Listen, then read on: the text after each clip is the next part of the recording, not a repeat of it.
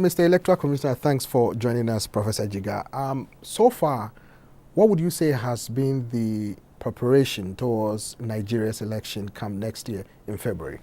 Well, thank you very much for having me here. I am pleased to say that the Independent National Electoral Commission is adequately prepared to conduct the general elections in February next year. We have used the last 4 years to plan and to execute those plans in preparation for the elections. And if you recall, we had barely 8 months as a new commission to prepare and conduct the 2011 general elections. So we've now got more time, which we put to good use. And we've introduced many additional new things that can add to the integrity of the electoral process. So I feel confident that we are now adequately prepared to do the 2015 general elections and to make it much, much better than the 2011 general elections. So Jega, you just monitored some of the elections here in the US. What lessons will you draw from this in order to improve some of the work that you're doing in terms of organizing and administering the election that you say will be credible? Well, 2 key lessons that struck me. One is that it is possible to achieve perfection in the conduct of elections, but it also takes time to be able to do it. And in the US, for almost the 200 or so years of the country's existence, elections have been conducted. And doing it, over time has made the issue of conducting elections very, very routine in terms of the logistics and the operational preparations of the election. And so it takes time. It requires, of course, trust of the voters and the participants in the electoral process, trust and confidence in the electoral administration to do a good job, to do an impartial job, and to do an honest job. In our own countries, because we are making trials and errors, we haven't done it well sufficiently to be able to earn that trust and confidence. So virtually every move we make is suspected. And because of that, there are a lot of challenges as you prepare to conduct elections. But I must say that I admire the professionalism and the efficiency with which elections are conducted here. And we have a lot to take in terms of what we need to do to adequately train our staff to be better managers of election, and also what we need to do as election management bodies to earn the trust and the confidence of the voters as well as the politicians who participate in elections. You talked about winning the confidence of the electorate or prospective voters in Nigeria.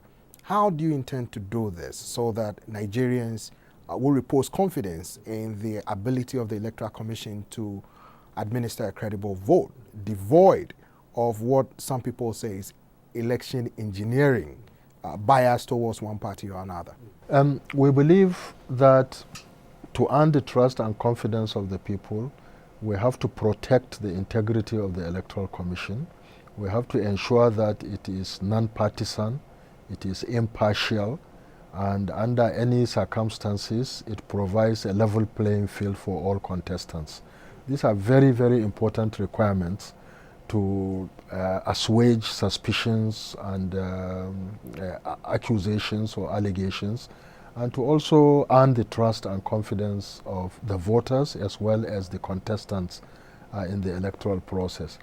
But then we also have to pay attention to ensuring that there are remarkable improvements operationally and in terms of logistics of deployment of electoral materials. In Nigeria, these have been very, very challenging. If polling units do not open on time, and if materials are mixed up during distribution, it undermines trust and confidence in the system, and it questions the integrity of the election administrators. So we've paid a lot of attention to designing policies and to execute policies with adequate mechanisms that can ensure that with regards to operational and logistics of the conduct of election, we are efficient, and also our staff exhibit the necessary professionalism that is required. But it also requires a lot of training and retraining, and I must say that we have benefited remarkably, tremendously from many development partners in order to raise that level of professionalism and competence of our staff. If I may ask you, people are expressing concern about the security in the country. Boko Haram, as we know, has stepped up attacks on innocent civilians in various parts of the country. In some areas, they are even controlling some areas in the country. Will elections be held there? And what is the cooperation with the security agencies to bolster security to protect these voters from being intimidated to cast their constitutional right by casting their ballot? There is absolutely no doubt that there are security challenges in some parts of our country, and that there are concerns as to whether elections could hold in those areas or where insurgency has been stepped up, as you said. In particular, the 3 states of Borno, Adamawa, and Yobe. We, as an election management body, have been working very, very closely with the security agencies to understand and analyze the situation, and to be able to rely on their advice as to what levels of security arrangements are necessary to be able to conduct credible elections in those areas. I can say that we, as an election management body, in terms of operations and logistics, we are preparing to conduct elections everywhere in Nigeria. But to deploy for the election, we have to rely on the advice and the support of the security agencies in these 3 states that are under emergency. So all I can say is that we are hopeful, and we are also prayerful that we will be able to conduct elections everywhere in Nigeria in February of 2015. Protecting the vote is critical as part of the process to administer a credible vote. Some people have expressed a concern that previous elections, when supporters feel that their candidate might be losing, they just go grab the ballot box and run away. How do you prevent this from happening? Since 2011, when we conducted the general elections that year, we have introduced checks and balances and mechanisms that can, first of all, protect the polling units, and also that ensured that if in spite of that effort somehow a ballot box is snatched, then the election is cancelled in that polling unit.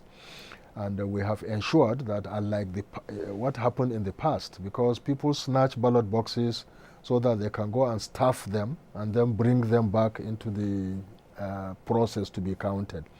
We have ensured that there is no way, once a ballot box leaves the polling unit, there is no way it can come back into the system and be counted.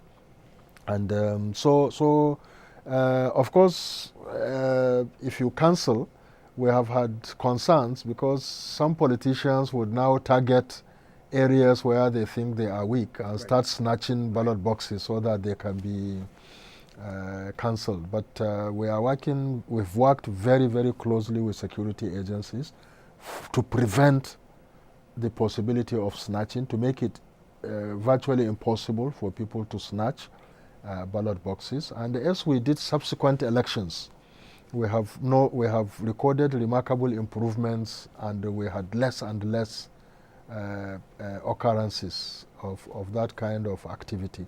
And where it happened or attempts were made, we were also able to now apprehend and to prosecute those who have attempted to do so. So we've been doing our best to minimize some of these fraudulent activities.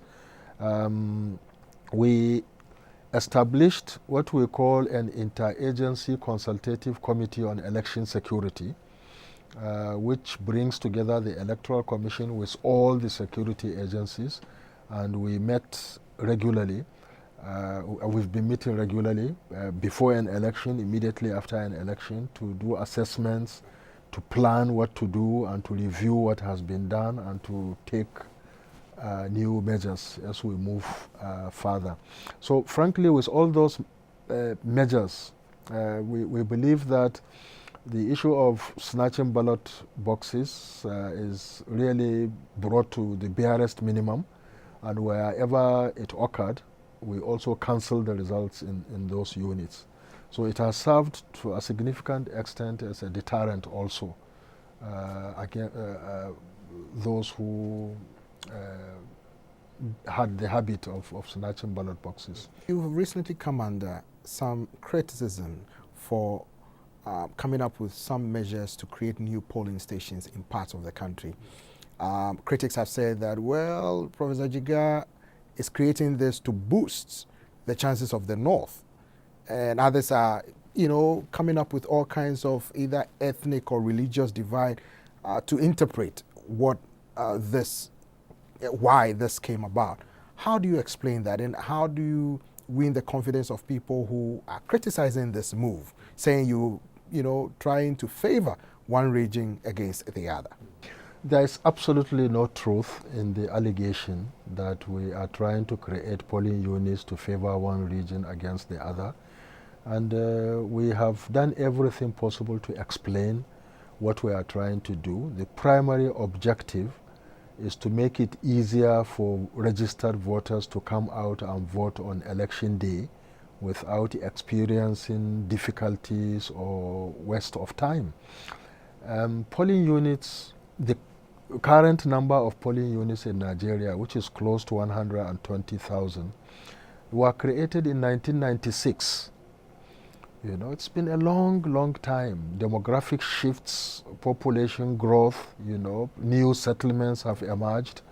So, we felt that if we want to add to the credibility of the 2015 general election, let's make it easier for people to come out and vote, so that there will be higher turnout, so that people don't come in a polling unit where there are 4,000 registered voters, so that they don't get frustrated and go back without voting. Right. That's what we've done. We now have a biometric register. These polling units, no matter what their number is, can only be populated from the biometric register. So people are afraid that if you have new polling units, then some people will use them and bring fictitious voters. It cannot happen, because every polling unit can only be populated from the biometric register that we have. So we've done our best to explain. We have the best of intention to add to the credibility of the process. Those who are making allegations of ethnic or regional agenda, we said prove it, and nobody could prove it. So benefit of hindsight, we probably did not do sufficient engagement with stakeholders after taking the decision before commencing the process of implementation. But those things happen. But since then, we've done our best to explain, and most Nigerians have understood what we are trying to do, even though there are still a few who are very, very passionate about accusing us of a regional or ethnic agenda. So we remain undeterred as a commission in terms of doing what we believe is right, that can add value and further reform the electoral process. And whether or not we eventually create polling units will not be because of the accusations or allegations. But if we have genuine legitimate reasons like time, whether there is sufficient time to be able to do this and finish it before the elections, but then we will reconsider our position, but we will remain undeterred by allegations and accusations which really cannot be substantiated. Before we leave you, how are you coordinating with international observers who will come to monitor the elections, especially when people want to see what the assessment is when they monitor the poll? INEC believes very strongly in encouraging observers to come and observe our elections.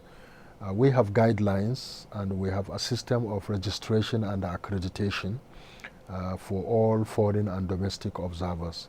And as many of them as meet these requirements are accredited. So we have benefited from the reports of international observers, those who observed the 2011 general elections and gave us their reports. A lot of the reform measures we introduced to improve the process were drawn from the reports that we got from independent observers. So we appreciate the effort of those who find time to come and observe our elections, but we urge them to respect our rules and regulations, because the major concern about election observation is some may tend to be intrusive or even may tend to interfere with the process. So long as people come just to observe and to write reports and to give reports to us so that we can learn from those to improve, they are welcome. Thank you very much, Professor. Thank you. Thank you so much. Thank you very much.